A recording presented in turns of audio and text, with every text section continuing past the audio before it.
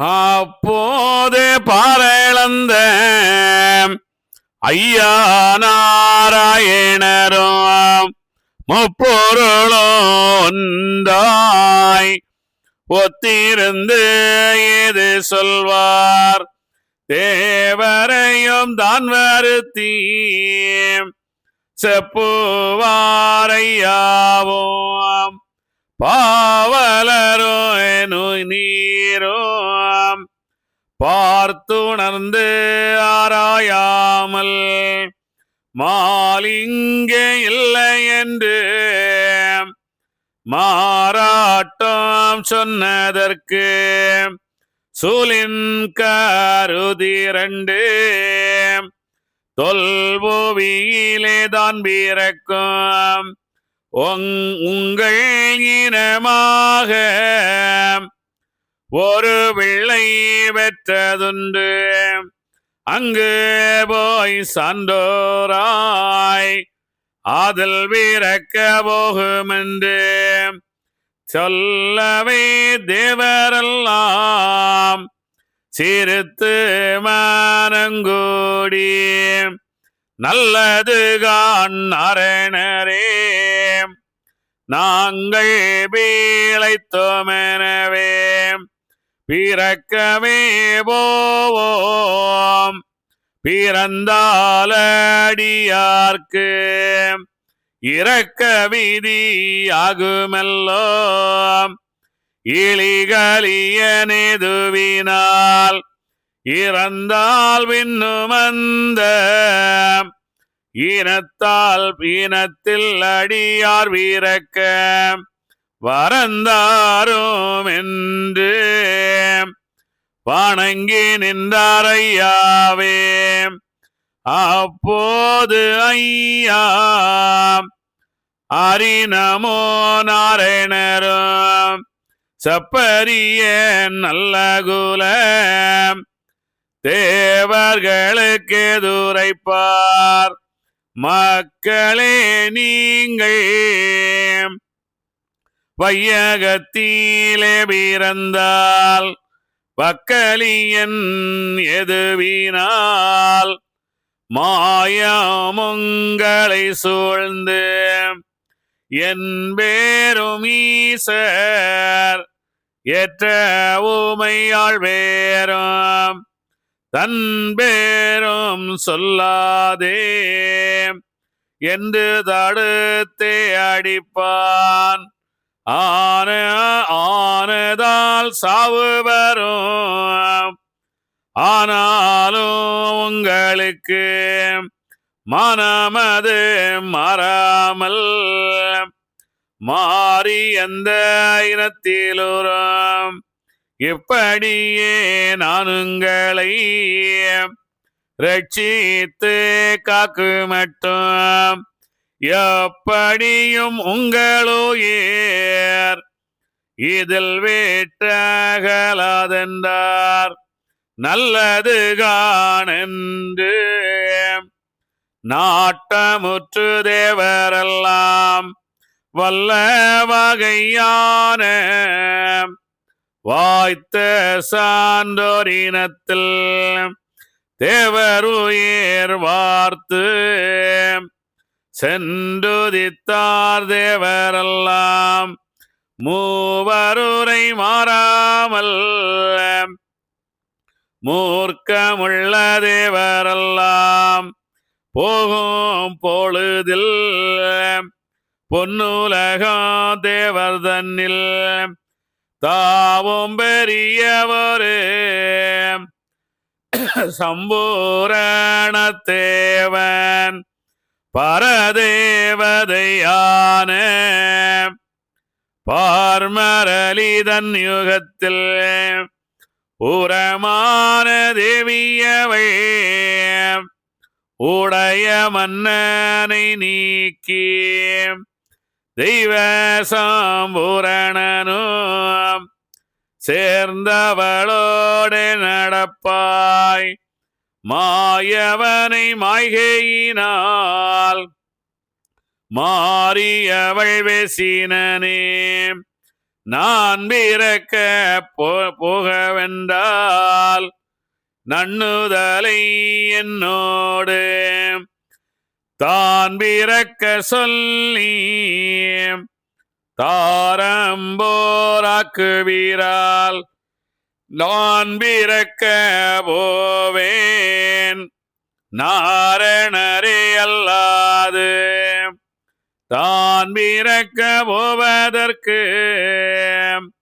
சங்கடங்கள் உண்டுமையா என்றுரைக்க தேவன் எடுத்துரை பாரம்பெருமாய் நன்று நன்று தேவானி நாணம் என்ன பேசுகிறாய் உன் பிறப்பு உயர் பிறப்பு ஓவியத்தின் தன் பிறப்பு பின் பிறப்பு ஏமன் பூமி பிறப்பல்லவோ அப்பிறவிக்கு பிறவி அடுக்குமோ தேவானி எப்பிறவி நியாயம் ஏனுரைத்தாய் மாதேவா ஆனையோடு பூனை அணைந்து நலம் செய்திடுமோ பூனையோடு யானை புல்குமோ மாதேவா ஆனை மதமாய் ஆடர்ந்து மிக தேவா பூனையோடு வந்து புல்குமோ பூனை நாயோடு புல்குமோ நல்லறிவில்லாதேவா ஈயோடு சேருமோ ஈசல். இங்கே ரொம்ப அற்புதமான ஒரு விஷயங்களை எல்லாம் சொல்றாங்க. பிறக்க சொல்லிவிட்டார், எல்லாரும் இந்த உலகத்தில் பிறக்கணும். அப்போ அந்த தேவர்கள் பிறக்கணும் அப்படின்னா எப்படி பிறக்கணும் அப்படின்னு கேட்கின்றார்கள். நீங்கள் உங்களுடைய இனமாக நீங்கள் இந்த உலகத்தில் சென்று பிறகுங்கள் அப்படின்னு சொன்னோன்னா அவர்கள் கேட்கின்றார்கள், நாங்கள் இந்த உலகத்தில் பிறந்தால் மீண்டும் நாங்கள் இறக்க வேண்டிய விதியாகும் அல்லவா, இறந்து மீண்டும் நாங்கள் பிறக்க வேண்டிய விதியாகும் அல்லவா, அப்பொழுது நாங்கள் எப்படி பிறப்பது? நாங்கள் ஏதாவது கலி இனத்தில் நாங்கள் சென்று பிறந்து விட்டால், கலியன் இருக்கின்ற இடத்தில் நாங்கள் சென்று பிறந்து விட்டால் நீங்கள் எங்களுக்கு என்ன, எப்படி நாங்கள் இந்த நிலையை அடைய, இந்த மேன்மை நிலையை அடைய என்று கேட்கின்றார். ஐயா சொல்லி, இறந்தால் பின்னும் அந்த இனத்தில் அடியார் பிறக்க வரந்தாரும் என்று வணங்கி நின்றார் ஐயா. நாங்கள் அந்த இனத்திலே, சான்றோர் இனத்திலே நாங்கள் பிறந்து, நாங்கள் இறந்தாலும் ஏதாவது நாங்கள் அந்த பிறந்து அந்த தன்னிலையை அடைய முடியாத நிலையை நாங்கள் இறந்தாலும் மீண்டும் நாங்கள் அதே போல சான்றோர் குலத்தில் தான் பிறக்க வேண்டும் என்று கேட்கின்றார். இதுதான் ரொம்ப முக்கியமானது. சான்றோர் யார்? தோணாத பொருளை தொடர்ந்து கண்ட மன்னவன் தான் சான்றோர். அப்ப தோணாத பொருளை எவன் ஒருவன் தொடர்ந்து காணுகின்றானோ, தியானம் செய்கின்றானோ, தவம் செய்கின்றான், அவன் தான் சான்றோர். அப்ப கலியன் என்பவன் வெளியே இறைவன் என்று வணங்குவன் கலியன். ரெண்டு வித்தியாசம் தான். அப்ப வெளியே இறைவன் என்று வணங்குகின்ற அந்த கலியுகத்தில் நாங்கள் சென்று பிறந்து விடக்கூடாது. அப்படி அந்த கெட்ட இடத்தில் நாங்கள் பிறந்து விடக்கூடாது. அப்படி பிறந்தாலும் இந்த எண்ணம், இந்த சான்றோன் அந்த எண்ணம் எங்களுக்கு இருக்குமா அப்படின்னு கேட்கின்றார். உடனே சொல்லுகின்றார், அது நீங்க அப்படி கவலைப்படாதீர்கள், நீங்கள் எந்த விதமும் பட வேண்டாம். உங்களுக்கு அந்த ஞானம் எப்பொழுதும் இருக்கும், அகஞானம் உங்களுக்கு எப்பொழுதும் இருக்கும் அப்படின்னு இங்கே தீர்க்கமாக பகவான் சொல்லுகின்றார். அப்போ அந்த தேவர்கள் எல்லாம் பிறக்க போகும்போது எல்லாரும் போறாங்க. அப்போ இங்கே ஒரு தேவன் என்ன செய்கின்றான், சம்பூர்ண தேவன் அப்படின்ற தேவன் என்ன செய்கின்றான், அவன் ஒரு பெண், அதாவது பரதேவதையான ஒரு பெண்ணை அவளுடன் செல்லுகின்றார். இந்த பரதேவதை ஏற்கனவே இதுக்கு முன்னாடி என்ன செய்கின்றாள், வேறொரு அந்த எப்பொழுதும் செத்து பிறக்கின்ற யமன் உலகத்தில் இருப்பவள். அவள் அகஞானம் இல்லாதவள், அவர் புறஞானத்தில் இருப்பவள். அவள் புறஞானத்தில் இருக்கின்ற அந்த அந்த பரதேவதையை அவர் தரக்குள், எனக்கு இவள் தான் வேணும், நான் இவளுடன் தான் செல்வேன், நான் இந்த உலகத்தில் பிறக்க சென்றாலும் இவளுடன் தான் செல்லுவேன் என்று சொல்லுகின்றார். அவள் ஏற்கனவே இப்போ நம்ம பார்த்தீங்கன்னா, நம்ம கொடுமை செய்தால் நம்ம கூட ஒருத்தர் எப்பவுமே வந்துட்டு இருக்கிறாங்க. அவள் நம்மளுடைய ஒரு அம்சம், அவ்வளோதான். நம்ம திருமணம் செய்து அவர்கள் அந்த ஒவ்வொன்றாக நாம் மாறி நாம் என்ன செய்யணும், அந்த மேல்நிலை வந்து கொண்டிருக்கின்றோம். இப்போ நம்மளுடன் அந்த அந்த அந்த பெண்ணும் வந்து கொண்டே இருக்கின்றாள். அவள் வந்து என்ன செய்கின்றாள், அந்த நாம் வந்து ஏதாவது ரொம்ப மோசமாக ரொம்ப போதைக்கு அடிமையாகி ரொம்ப கெட்டதா ரொம்ப இதாக பண்ணியாச்சுன்னு வச்சுக்கோங்க, அவள் என்ன செய்கின்றாள், நம்மளை விட்டு அவர் ஒதுங்குகின்றாள். இவன் வேண்டாம், 7 பிறப்பிலும் கூட இவனை நான் திருமணம் செய்துவிடக்கூடாது என்று மனதால் அவள் நினைக்கின்றாள். உயர்ந்த அந்த அகநிலையில் இருக்கின்ற அந்த சம்பூர்ணை நோக்கி அவர் வளைகின்றாள். அந்த சம்பூர்ணனை நோக்கி அவள் நடக்கின்றாள். நானும் இந்த பேரு வர வேண்டும் என்று அவள் நடக்கின்றாள். உடனே அந்த சம்பூர்ணனுடன் அவள் நடக்கும்போது அவர் என்ன செய்ய, இவளை என்னுடன் நீங்கள் அனுப்பினால்தான் அந்த உலகத்தில் சென்று பிறப்பேன் என்று சொல்லுகின்றார். உடனே என்ன சொல்லுகின்றார், இவள் வந்து கீழே செத்து பிறக்கின்ற இடம் எதுனா, அவள் வெளியே இறைவன் என்று வணங்குபவள், வெளியேதான் இறைவன் என்ற அந்த அகஞானம் இல்லாதவள், அவளுக்கும் உனக்கு ஒத்து வருமா என்று கேட்டுக்கின்றார். இப்போ நம்ம வந்து அகஞானத்தை பற்றி எவ்வளோ வேணாலும் பேசலாம், என்ன வேணாலும் சொல்லலாம். நாம் அகத்துக்குள்ளால் தான் இறைவன் இருக்கின்றான் என்று உணர்ந்து விட்டோம். நாம் நம்மளுடைய அகத்துக்குள்ளால் தான் எல்லாம் அப்படின்னு நம்ம உணர்ந்து விட்டோம். நம்முடைய மனைவி குழந்தைகள் ஒத்துக்குவோம், அவங்களுக்கு புரியுமா இது? அவங்ககிட்ட நம்ம எவ்வளோ சொன்னாலும் அவங்களால அதை ஏற்றுக்கொள்ள முடியுமா? அவங்க என்ன பண்ணுறாங்க, ஆஞ்சநேயர் கோயிலுக்கு தான் போகிறாங்க. இதுதானே உண்மை, தானே இது? இல்லை அங்கே கோயிலுக்கு தான் போகிறாங்க, இல்லை அங்கே பெருமாள் கோயிலுக்கு தான் போகிறாங்க, இல்லை ஏதோ ஒரு ஐயாவளி கோயிலில் போய் அங்கே அந்த ஆசனத்தை தான் கும்பிடுறாங்க, இல்லையா? உண்மையா இல்லையா? இதுதான். அப்போ வந்து என்ன, அவர்கள் என்ன பண்ணுறது? ஒன்றும் பண்ண முடியாது. ஆனாலும் அவர்களுக்கு நமக்கு ஒத்து வருமா? அவர்களுடைய ஞானமும் நம்மளுடைய ஞானமும் உண்மையா? அதான் இங்கே சொல்லுகின்றார். ஆனை மதமாய் அடர்ந்து மிக தேவா, பூனையோடு வந்து புல்குமோ, பூனை நாயோடு புல்குமோ. பூனையும் நாயும் ஒன்றா இருக்குமா? சொல்லுகின்றான், எனக்கு இல்லை அப்படின்னு என்ன சொல்லுகின்றான் பாருங்க.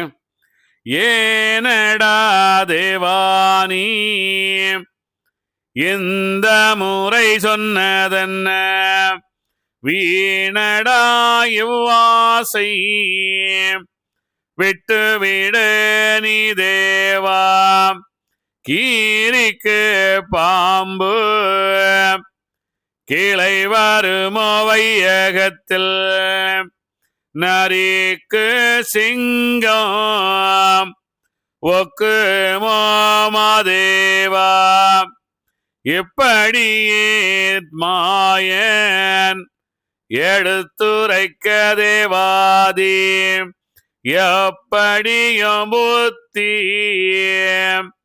இசையாமலே துரைப்பான், காவலரே மாமோகம் கண்ட இடாமன்றல்லவோ, ஆவலது கொண்ட இடம் அச்சுதரே சம்மதம் கான், எந்த விதம் ஆகிடினோ எனக்கு அந்த வெண்கோடியை, தொந்தமாய் எந்தனுக்கு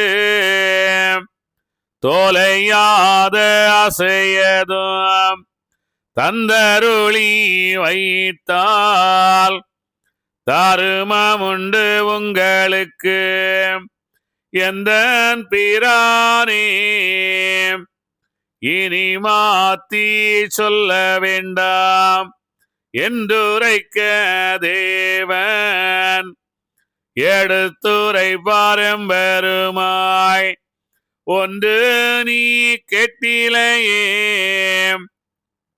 உன் மனது ஒத்திலையே, கீழுள்ள பெண்ணை மேலாக்க வேணுமென்றால், வேளமொத்த தேவானி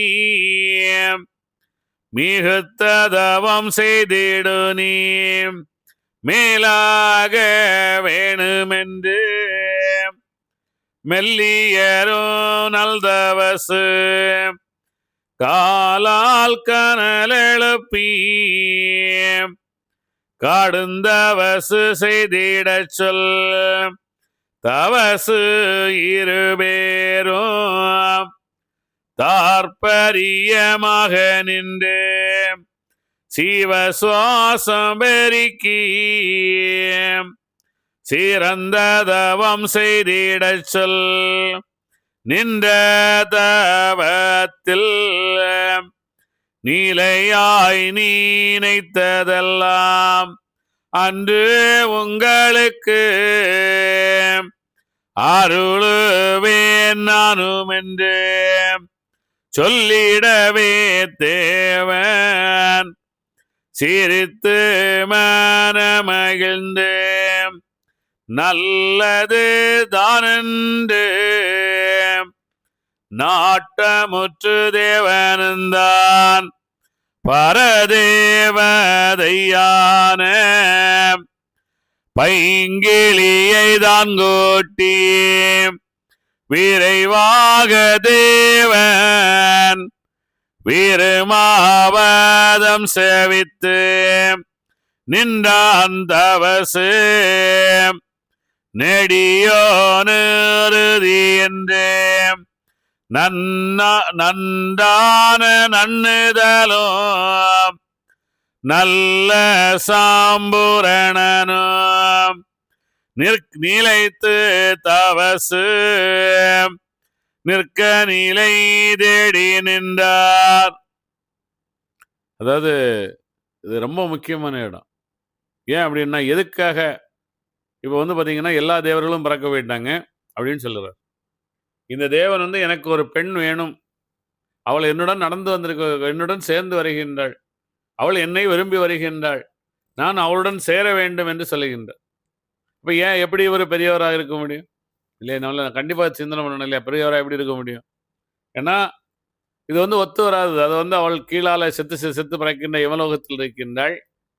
இவர் அந்த வேளமொத்த தேவா, அதாவது அவர் இறைநிலை அடைகின்ற அந்த அந்த அந்த நிலையில் அவள் இருக்கின்றார். அவர் தியானம் செய்தவர், தவம் செய்தவர், தனக்குள் உழந்தவர், எல்லாம் தெரிந்தவர். அவர் தவம் என்பதே தெரியாதவள். அப்போ அவளை என்ன செய்கின்றார்? அவள் வருகின்றாள் அவருடன். அதனால அவர் அவளை சேர்க்க வேண்டும் என்று நினைக்கின்றார். இப்போ இவருக்கு ஆசையெல்லாம் இல்லை. அவள் என்னை நோக்கி வந்து விட்டாள். ஒருவர் உன்னை நோக்கி வந்தால் நீ அவளை ஏற்றுக்கொள்ள வேண்டும். வர வழி என்னென்ன ஏற்றுக்கொள்ளா உடனே குடும்பத்தில் பிரச்சனை வரும். குடும்பம் வாழும் போது அப்படி ஏற்ற பிரச்சனை தானே வரும். எல்லா பிரச்சனைகளும் வந்துடும் இல்லையா? அவள் உண்மையிலே இல்லையா? இங்கே அப்படி அல்ல. இங்கே நான் என்ன என்றால், ஒரு ஏன் அந்த சம்பூர்ண தேவன் உயர்ந்தவராக இருக்கின்றார் அப்படின்றத நம்ம கண்டிப்பாக பார்க்கணும். ஏன் உயர்ந்தவராக இருந்தால், ஒருவரை அவர் மேலேற்றுகின்றார். உனக்கு அந்த ஞானம் கிடையாது. நீ வேளமொத்த தேவனாக இருக்கின்றாய், இறைநிலை அடைவனாக இருக்கின்றாய். நீ இறைநிலை அடைய செல்லுகின்றாய். இறைநிலை அடைகின்ற காலம் வந்து விட்டது. நீ அந்த சான்றோனுடைய 5வது பிறவி 6வது பிறவியாக இப்பொழுது நீ வந்துவிட்டாய். சான்றோன் கொஞ்சம் கொஞ்சமாக அவனுடைய கர்மாவை கழித்து வந்து விட்டான். குட்டையில் மண்ணெடுக்கு போடாமல் தவறு செய்த அந்த அந்த அந்த அந்த காளி வளர்த்த கண்மணியாகி அந்த சான்றோன் செய்தான். பல பிறவிகள் செத்து சலங்கள் பட்டு வந்தாச்சு. இவ்வளவு இங்க அந்த சம்பூர்ணனாக அடுத்தது வர இருக்கின்றான். அப்ப அந்த சம்பூர்ண தேவன் என்ன செய்யினான்? அந்த பெண் என்னை நம்பி வந்தாள். பெண்ணாக இருந்தாலும் சரி, ஆணாக இருந்தால் அவர் என்னை நம்பி வந்தாள். அவருக்கு ஞானம் இல்லை, எனக்கு ஞானம் இருக்கின்றது, அகஞானம். நான் இறைவனை எனக்குள்ளாலே படைத்து விட்டேன். எங்கும் நிறைந்த தூணிலும் துரும்பிலும் எங்கும் எதிலும் நிறைக்கின்ற இறைவன் எனக்குள்ளால் இருக்கிறான், நான் படைத்து விட்டேன். அவள் வெளியே இறைவன் என்று வணங்குபவள். அவள் எவலோகத்தில் செத்து பிறக்கின்றவள். ஆனால் அவர் என்னை நம்பி வந்து விட்டாள். அவளை நான் மேலேற்ற வேண்டும். இதுதான் வாழ்க்கை. இதான் நம்ம சொல்றது என்ன? ஒருவரை நம்ம ஒரு ஆளை, ஒருத்தரை, நான் தான் நண்பர்களிடம் கேட்கிறேன், இவ்வளவு பேசுறோம் எதற்காக? என்னால் ஒருவர் அகநிலையில் வர வேண்டும். ஒருவர் அகநிலையில் கொண்டு வந்து விட்டால், ஒருவரே அகநிலையில் நான் கொண்டு வந்து விட்டால், எனக்கு நான் வாழ்ந்த அந்த புண்ணியம் எனக்கு கிடைக்கும்.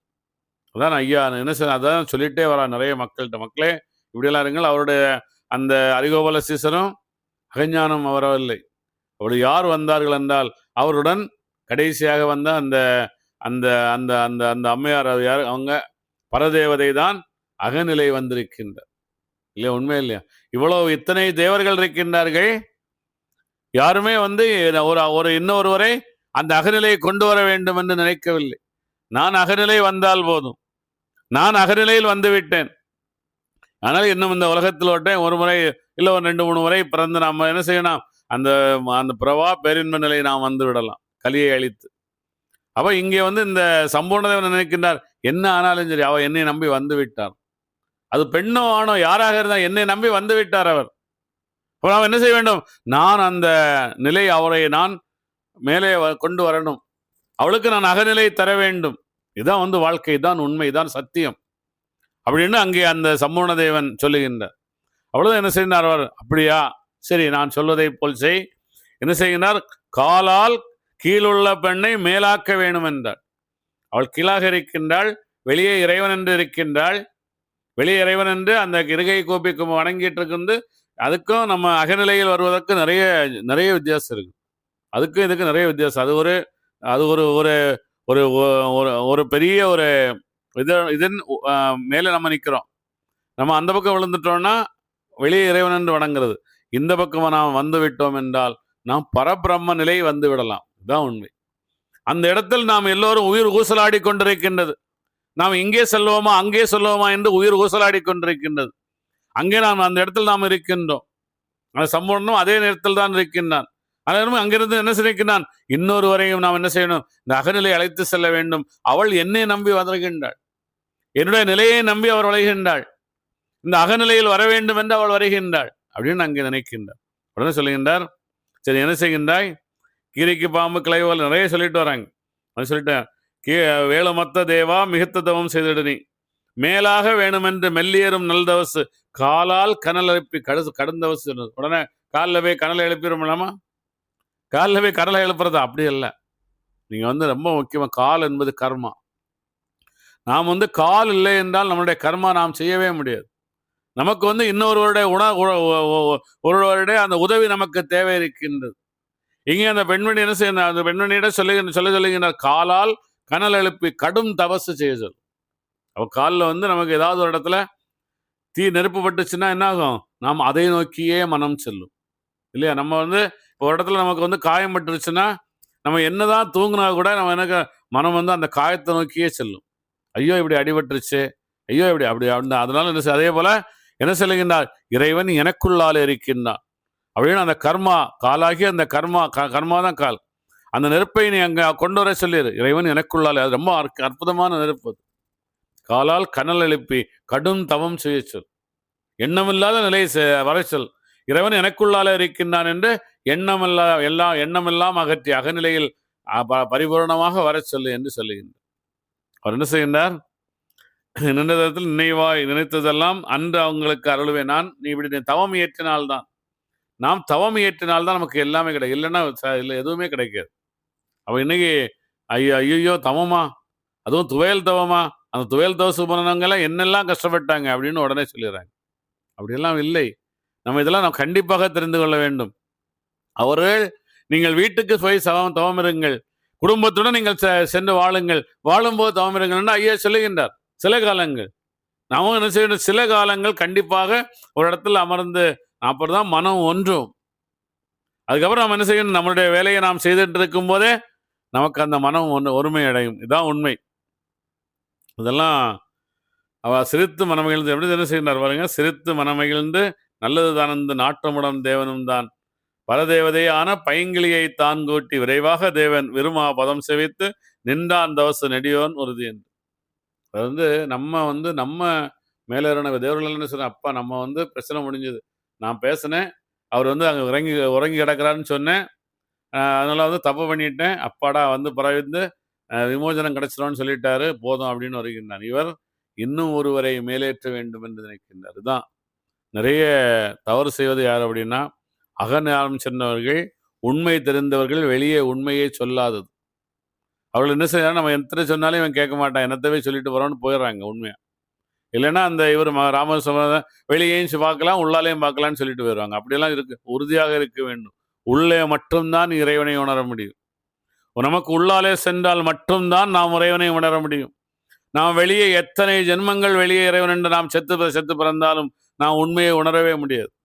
நான் அடிக்கடி சொல்றது, எனக்கு வந்து நீங்க 100 பேர் கேட்கணும்னு இல்லை, 500 பேர் கேட்கணும்னு இல்லை, எனக்கு ஒருவர் நீங்கள் வாருங்கள், ஒருவர் வாருங்கள். அதான் நான் சொல்லிட்டு நம்முடைய வாழ்க்கையில் ஐயா வைகுண்டர் கொடுத்த அற்புதமான தத்துவத்தால் நாம் வந்ததை போல இன்னும் ஒருவர் வாருங்கள். இதுதான் வந்து நம்ம வாழ்க்கையில். இதுக்காக தான் நம்ம என்ன செய்யணும்? நம்ம முடிஞ்ச அளவுக்கு அப்போ சொல்லிகிட்டே இருப்போம். யார் என்ன சொன்னா என்ன, என்ன திட்டுனா என்ன, என்ன பேசுனா என்ன, இல்லையா அப்படின்னு சொல்லிட்டு சொல்றாங்க. இங்கே அடுத்தது என்ன சொல்லுங்க பாருங்க. நினைத்து நன்றான நன்னுதலும் நல்ல சம்பூரணனும் நினைத்து தவசு நிற்க நிலை தேடி நின்றார். அனைத்துயிரும் காக்கும் ஐயா நாராயணரும் ஏமனுலகமதில்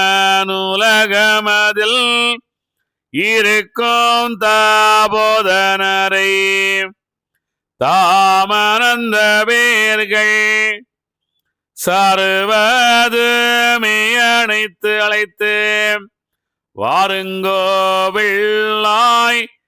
வாய்த்த தாபோதனரே ஏதுங்கள் நியாயம் என்னோடே சொல்லும் என்றார்.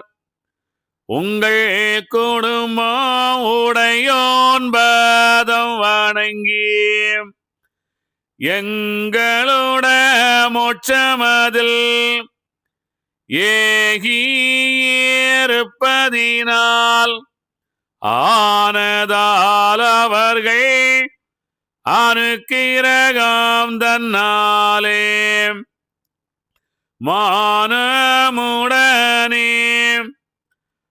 மானுட வையகத்தில் வாழ்ந்திருந்தீர்.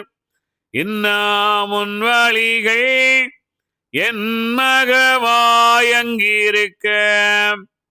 வண்ணமுள்ள அவ்வழிதான் வாய்த்த சாணாரிடத்தில் போய் பிறந்து நன்றாய் புவி மீதிலே வளர்ந்து மேல் விரவி வந்திடினோம் மேவும் உயிர் அவ்வழியில் இப்படியே பிறந்து என்றும் ஈடறு செய்து எப்படியும் என் குடும்பத்தாலே இருளகன்று உன்பிறப்போர் தன்னால் உதவி மிக பெற்று வாழும் என்று எம்பெருமாள் சொல்லி இனத்தில் பீரவி செய்தார். இங்கே தபோதனர் பிறக்கின்றார். தபோதனர் அப்படின்னா யார்? நம்ம அகிலத்திரட்டமானே நம்மளுடைய அகத்தின் திரட்டு அப்படின்னு சொல்றோம். அகிலத்திரட்டமானே முழுவதுமே ஒரு மனிதனுக்கு நடக்கின்றது. அப்ப இங்கே அந்த சான்றோர் யார்? இங்கே தேவர்கள் யார்? இங்கே தபோதனர் யார்? எல்லாம் நம்ம தான், ஒரே ஆள் தான். அது ஒரு நிலை, இது ஒரு நிலை. அந்த நிலையையும் பிறகு செய்கின்றார், இந்த நிலையும் பிறகு செய்கின்றார். ஒரே ஆள் தான். அந்த நிலையை சொல்லுகின்றார், இந்த நிலையை சொல்லுகின்றார், அவ்வளவுதான். அவன் தவபோதனராக இருப்பின்றான். 7 லோகம் முகந்து 7 வித்தெடுத்துன்னு சொல்றார். 7 தெய்வ கல்னிவாக அந்த 7 வித்து தாங்க. அது ஒரு சான்றோன். இவர் இது என்ன சார்? இது இங்க என்ன சொல்லுகின்றார்? நினைத்து தவசு நிற்கு நிலை தேடி நின்றார். அனைத்திலும் காக்கும் ஐயா நாராயணரும் ஏமன் உலகத்தில் இருக்கும் தபோதனரை. ஏமன் அதாவது என்னுடைய வாழ்க்கையும் என்னுடைய சாவும் என்னுடைய கையில் தான். நான் தான், என்னுடைய உயிர்தான் சிவபெருமான். அதே உயிர்தான் எனக்கு யமனாகவும் இருக்கின்றார். எந்த உண்மையை தெரிந்தவர்கள் தான் தபோதனர். அது சான்றோன் ஒரு நிலை, இது ஒரு நிலை. அது ஒரு வித்து, இது ஒரு வித்து, அவ்வளவுதான். என்ன செய்கிறார்? அந்த 2வது வித்து தான் இது. அப்போ நீங்க உடனே இது வேற ஒருத்தர், அது வேற ஒருத்தர் நினைச்சிடாதுங்க. இது ஒரு நமக்குள்ளால இருக்கின்ற அந்த 7 நல்ல வித்துக்களில் அது ஒரு வித்து, இது ஒரு வித்து தான் இங்க சொல்லிட்டு வர்றார். சொல்லுகின்றார், நீங்கள் என்ன செய்யணும்? எப்படியோ என் குடும்பத்தாலே இருளகன்று எல்லாம் நம்ம ஒரே இடத்துல தான் இருளகன்று நமக்குள்ள அந்த 7 வித்தாகி அந்த வேறுபாடுகள் எல்லாம் அகன்று அந்த இருள் அகன்று நாம் எல்லோரும் மேலே வருவோம் அப்படின்னு சொல்லிட்டு நாம் அங்கே பகவான் சொல்லிட்டு வர்றார். அடுத்தது என்ன சொல்றாருன்னு பார்ப்போம்.